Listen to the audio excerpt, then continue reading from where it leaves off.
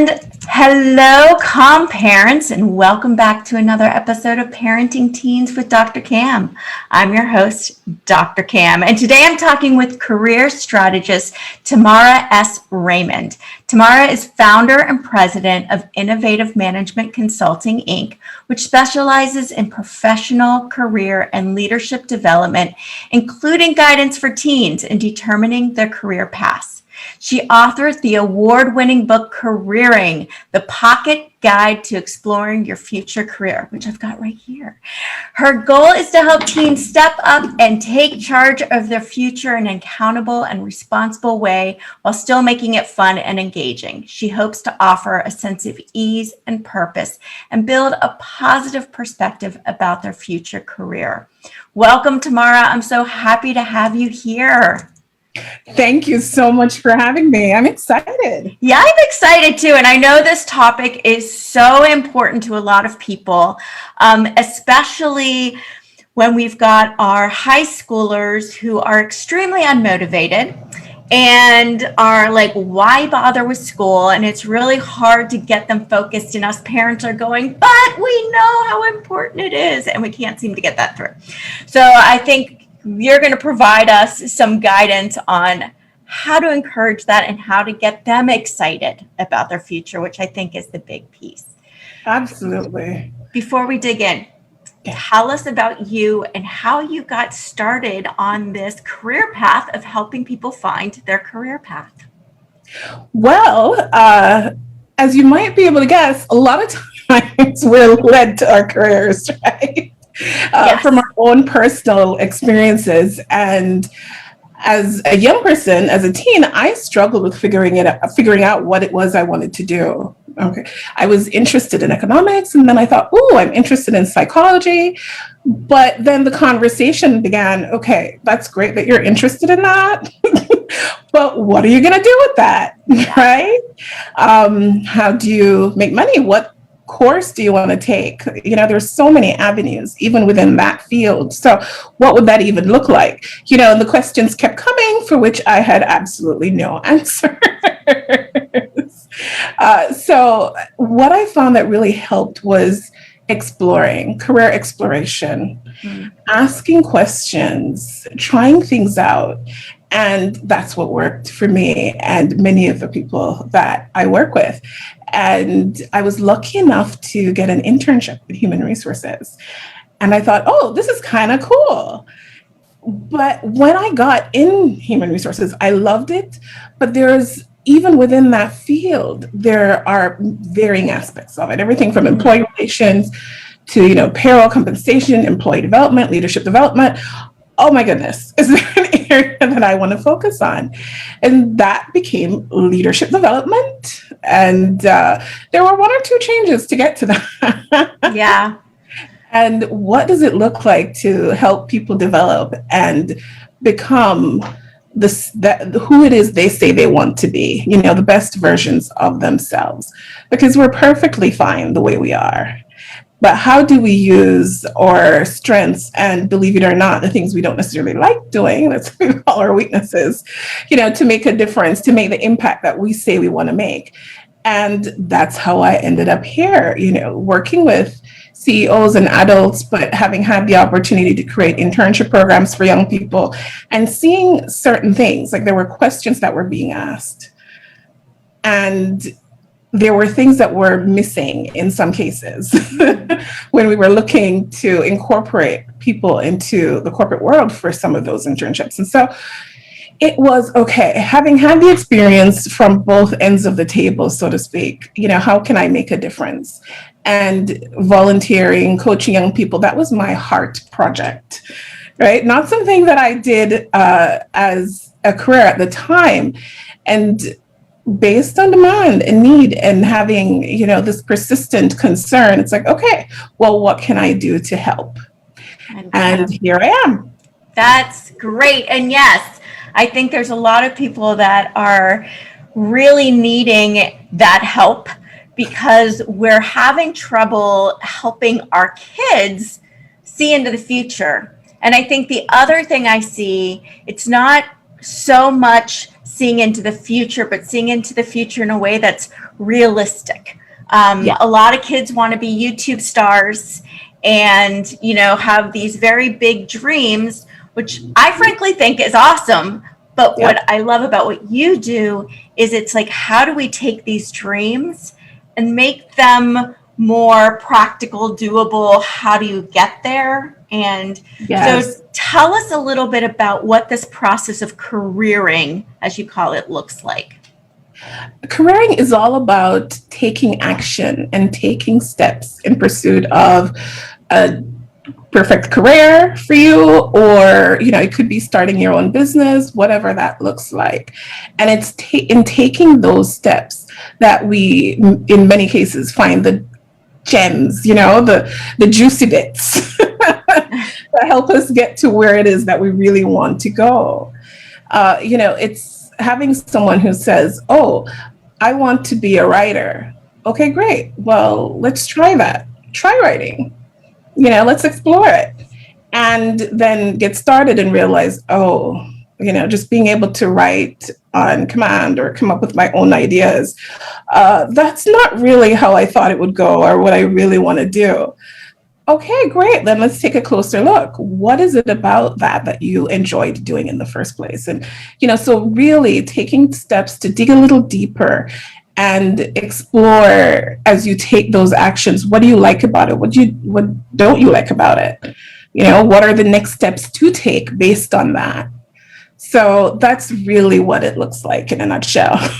And what I'm hearing, like as you're talking, what's coming to mind is this is about encouraging them to follow their dreams rather than discouraging them to follow something you may not think it's practical. It's more about, okay, that's what you want to do. You want to be a YouTube star. Great.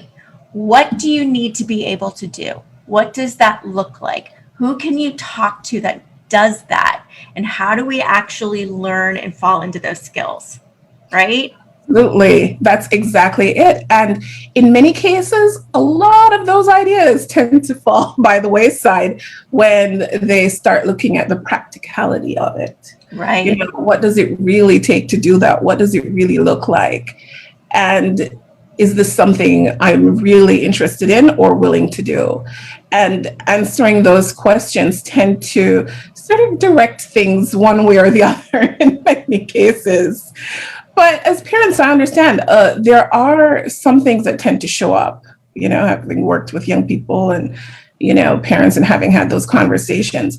It's, I want my kid to be a third generation lawyer, or, at the end of the day, it's wanting what's best for them. And the biggest support that I've seen parents give, because your kids better than anybody else, you really do, is, having compassion for yourselves.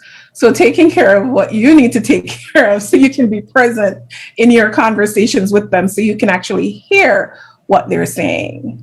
Yeah, I think that's really big too, and kind of getting out of your own way and their way with your preconceived expectations of what they should do. And I know we kind of see going, oh, they're really good. Even when they're little, like, oh, they're really good at that. They could become, and we have these dreams and then we kind of keep trying to push them, but you're so talented at this, but this, and then we get upset when they're kind of not going the direction we want. I think for a lot of parents, the thing that is the most frustrating is being able to motivate them to just do things like school and activities and things that we think are going to help them grow and set themselves up for the future. So how do you work with kids that could care less? Like they don't see the point of school at all. The key is, I'm going to say, a little simpler than you might think. It's starting out and having them explore things that they're actually interested in. So starting with the things that they're excited about. So in one case, it was, oh, I love being on social media. Okay. Now, depending on the child's age, there's definitely being safe and making sure that they know all they need to know. I know you've done, some interview on that, but So I won't get into that in detail, but it's about allowing them to explore that. Okay, is there an internship where you get to manage or help manage somebody's social media content, right? Is there an opportunity to help your uncle who, is building this small business and would love your help? So there are ways that we can get them started and have them explore different things by starting out in what they're interested in, because then it's okay. Well, if you want to do this, if you want to help create these games, like be a gamer and you want to create these games, well, you might have to learn graphic design. You might have to learn programming. So, once you realize, okay, great, this is something of interest, then it's all right, well, let's do the research to see what would that take. Oh, most of these people have degrees in X or Y, or most of these people have gone to these particular training programs, or, they definitely have these certifications. Oh, that's interesting. So then let's start doing that. Maybe it's an independent study in a particular programming language. So it's about starting out with what interests them and using that as the motivation tool to get them to, take those next steps and feel responsible and accountable while doing it, so they can have fun. It's like, oh my goodness, game it. Oh, what are these people who build these games? What do they have? What do they do? Maybe I can reach out to one of them. Maybe, wow, would someone be willing to have an informational interview with me? So it can create a lot of excitement and at the same time encourage them to do the schoolwork and put the effort into the careering process to get to the next level. Because I've come across a few college students who were a little down on themselves because they ended up spending extra years in college, changing their majors a number of times. So that's one of the reasons. So I'm like, as early as you can start, it's okay. And wherever you are, it's okay. So having compassion as a parent for yourself, as well as having compassion for your teen. It's been a while, to be honest, but, we all remember what that was like. It's a lot of anxiety. Yeah. And I think, what I'm hearing too is helping them follow what they love right now. Because that is, I hear a lot of parents frustrated with the level of their teens' motivation, and kids are really motivated when it's something they want to do. Yes. We can't make them want to do something, though. We can't make them. So if we are finding what they love and we're encouraging that, not trying to force something up, but encouraging that, all of a sudden they start getting motivated and ready to do stuff on their own. I know with my daughter, like, her dream is to be Broadway. That's like huge, competitive, I'm like, you go, because she now is completely motivated to practice. She's researching. She went jogging today because she's like, I need to have great physical strength. If I had said, you need to go work out, no way. But it's on her terms because it's for what she wants. And now she's motivated to do it. And it's amazing, right? When they're excited about it. Absolutely. And then asking those open-ended questions. So as they're exploring, not necessarily telling them, but, I noticed that you did this or spent a lot of time here. Can you tell me more about that, or why? So you're helping them dig a little deeper into their interests and what it is they might be willing and able to do, as well as, having information for yourself. Yeah. So you can see, in the back of your mind, is there a way I can support them? Is there somebody I know in my network who is, is in that particular profession and would be willing to have a conversation? So that's one thing I wanted to bring out that I was kind of noticing, and when I was reading your book, is that a lot of the skills, no matter what it is they want to be, a lot of the skills that you're encouraging them to do are skills we need no matter what we become. And a big one that really stood out to me that I was like, is networking.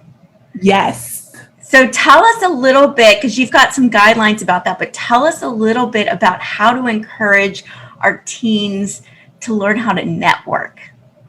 Absolutely. You know, it's interesting because even as adults, we have our life siloed. You know, this is the group that this is the book club group, this is work, this is the couple we have dinner with, what have you. These are the parents with teens who we can hang out to, who can relate to us. So it's very interesting that it's the same with teens, right? And some of that could be modeling behavior, but as a society, it's something we tend to do.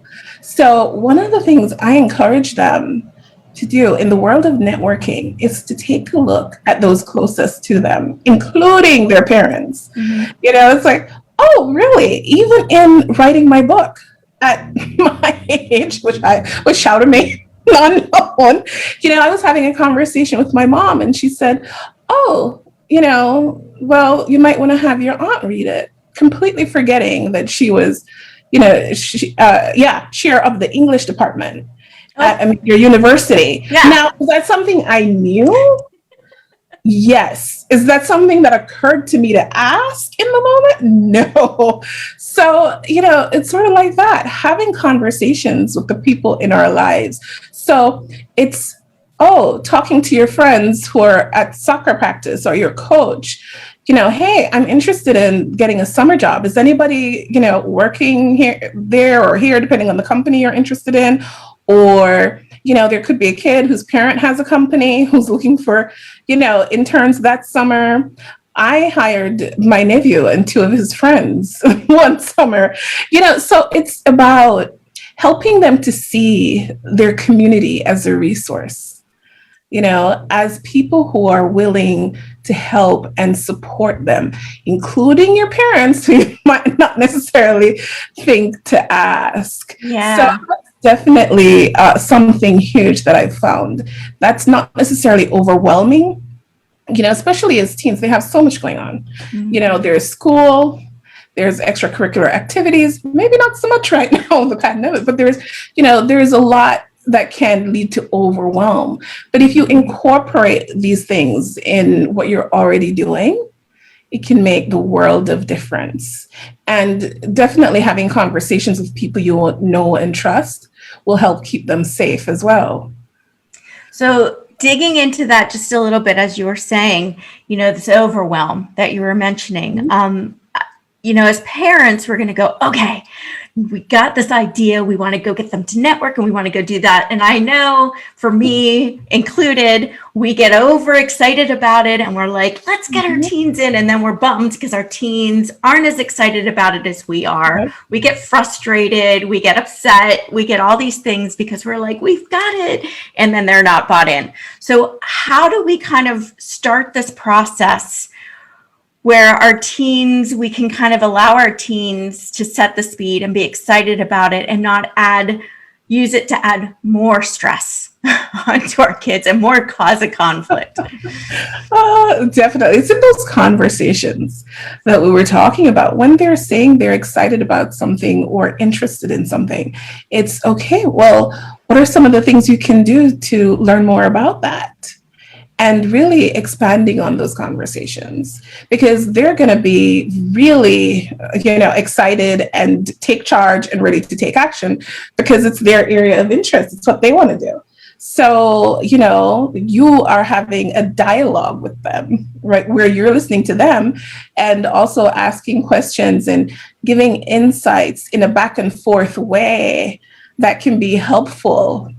And what I found, if it's in their area of interest, they're more than happy to take those steps and do whatever it is that needs to be done to make it happen. It's amazing. I mean, they've become unbelievably resourceful in many instances.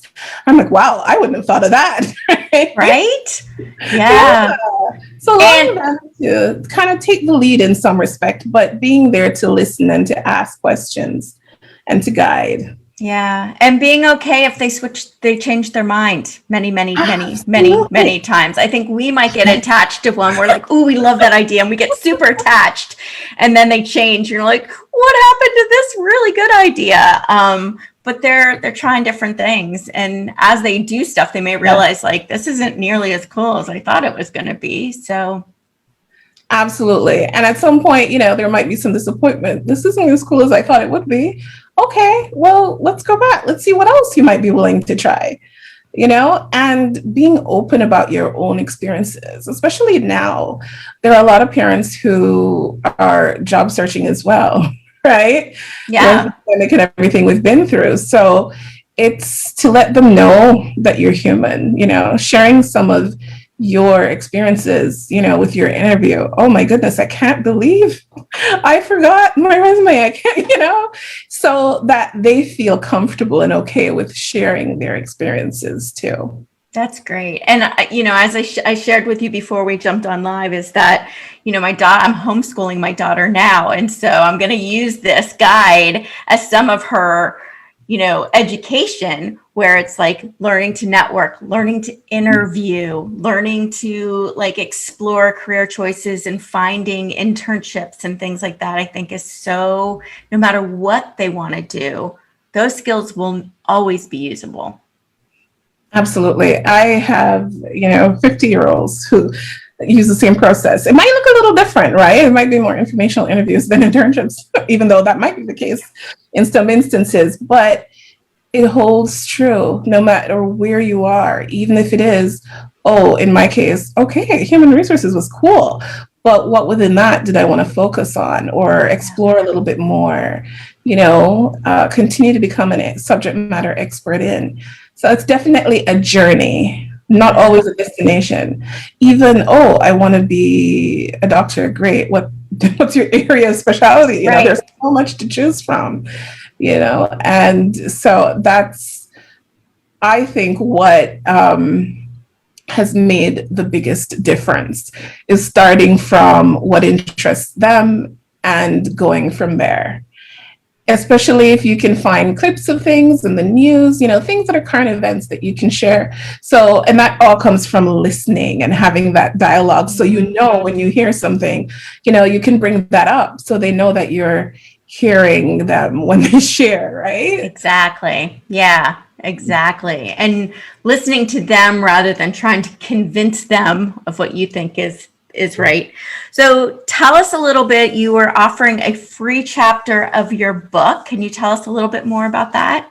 I am. So I know networking is a challenge, and it's something that I myself found overwhelming as an introvert, a self-experienced introvert, being out there and, definitely sharing with people what I'm up to. So I want to make a difference and help others. So if they connect to me and let me know that, they heard me here, whether it's by email, directly, it's traymond@imcleaders.com. You can go on my website at I am as in Mary, C as in Charlie, leaders.com, and just hit the connect button and send it to me and say, hey, want that free chapter. You can connect to me also on, all of the social media platforms. Let's see, Pinterest, Twitter, Instagram, Facebook, just send me a note and let me know that you're interested, and I will definitely get back to you as soon as possible and get that to you. That's excellent. And thank you. And we'll have all those links for people in the show notes so people can definitely find you. So any parting words of encouragement for parents with teenagers? Have compassion for yourself. Oh, yes. It's a good one. Sometimes what I've seen is a frustration about not having the right answer, or, oh man, I said this and then they got upset. No, come back. This is where we were. So whatever that looks like, have compassion for yourself. And, it's definitely a journey, this caring process, but you know your kids the best. And so you're the one who's able to ask those great questions and help them to see things and explore. You've been with them their whole lives in most cases. So, what you saw, if they're having trouble getting started, you're the ones who took them to those volunteer opportunities or to those houses of worship and saw the little things that they were interested in. So, you can help them with places to start. And definitely know that you have a wealth of experience that you can draw from and share. I mean, stay-at-home mom, CEO, it doesn't matter.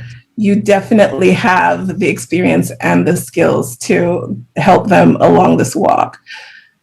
That's wonderful. Thank you so much for joining us today. I really, really appreciate it. My pleasure. Thank you so much for having me. Absolutely. And thank you, parents, for taking time out of your busy day to spend with us.